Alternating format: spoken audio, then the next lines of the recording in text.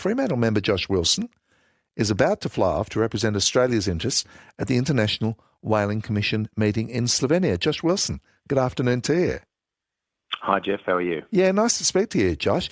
I remember meetings of the International Whaling Commission in past decades being highly political events filled with dramatic protest, cries of hypocrisy and great anger.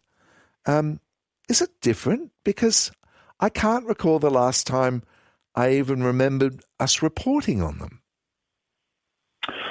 Well, the International Whaling Commission's been a really important and largely successful vehicle for whale conservation, and since 1986 putting in place the moratorium against commercial whaling, which has been very effective, with a couple of exceptions, like you've just mentioned with Norway.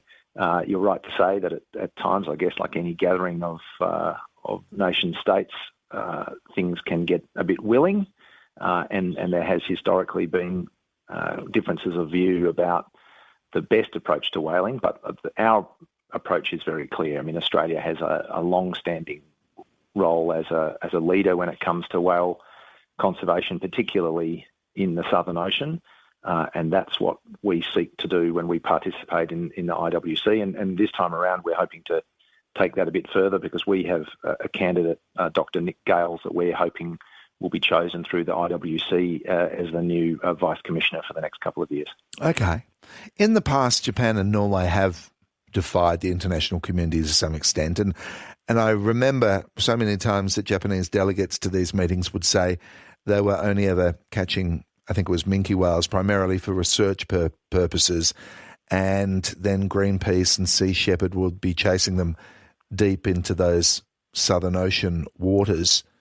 Have we had much of that in recent times? Or I don't want to put everything down to a pandemic, but I sense that has paused as well. It has, and that's been a really big achievement. And again, Australia played a significant and ultimately effective role. I mean, we did bring an action in the International Court of Justice back in 2010, and that our position there was ultimately upheld. And as it stands, Japan is confining the whaling activities that it still does to its own territorial waters, and hasn't been whaling in the Southern Ocean for the last few years, and that's a good change, because that's a very precious part of the home range for whales. We get to see them as they pass up and down our coasts, but they need to be protected in the Southern Ocean, and that's one of our ongoing focuses. Does Australian government policy in this area change from government to government, or has there been absolute consistency in the last decades with how Australia views whaling and also the preservation and environmental considerations of ocean mammals? Happily, it's one of those areas that really has bipartisan support, and I think that's off the back of the way that the Australian community regards whales. We do think, quite rightly, that we have a special kind of environmental and oceanic stewardship responsibility when it comes to whales, and we've practiced that through governments of either persuasion. So, I mean, there are differences, I think, between the parties, perhaps in the broader area of ocean conservation, but on whales, we've since 4 decades, as you say, certainly from the 1980s forward, when we stopped whaling ourselves in 1978, from the 1980s forward, which was when the commercial moratorium was put in, the Australian government, on behalf of the Australian community, has been active in seeking to protect whales. On ABC Radio Perth, Josh Wilson, Federal Labor member for Fremantle, is my guest, about to go to Slovenia to a conference of the International Whaling Commission. What should we expect in the next year, in the next decade? Is there a belief, for instance, that Norway's appetite for hunting minke whale and eating whale will be reduced, or the same said of Japan? There's always this argument put forward by representatives of those countries that they say, well, we do this for cultural reasons. And similarly, when we speak of ocean mammals, we speak of dolphins and porpoises as well. The Taiji dolphin hunt began in Japan last month, internationally infamous for for turning the sea red. And I did read a quote from the Taji mayor saying, foreign activists ask us why we kill these cute animals, but we see them as a vital source of food even now, and we want Westerners to understand that.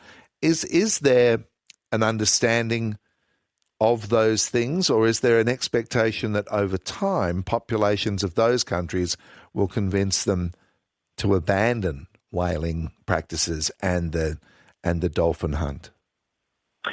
Well, I think the trajectory is as you describe, and communities even in the countries that do still undertake a bit of commercial whaling, that's Norway, Japan and Iceland, there's quite a lot of community feeling in opposition to those practices. It's not universal, and as you say, there's a sort of a cultural background of taking whales. The IWC does manage First Nations subsistence whaling, so some of that does occur, but that is literally whaling that First Nations people undertake in places like Alaska for their own food source. There's no commercial aspect to it.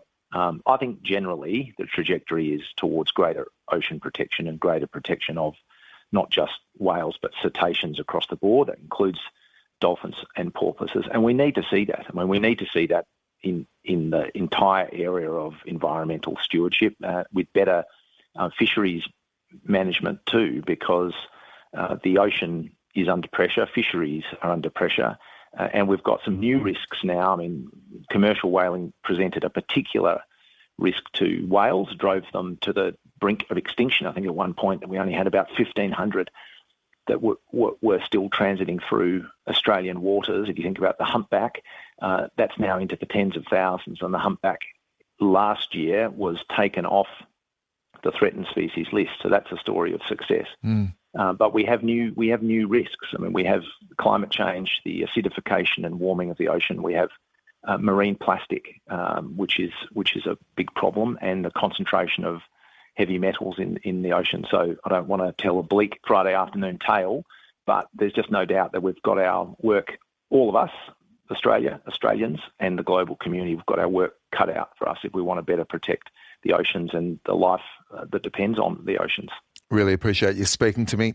Fly well. Thank you very much for that, Josh Wilson. Thanks, Geoff.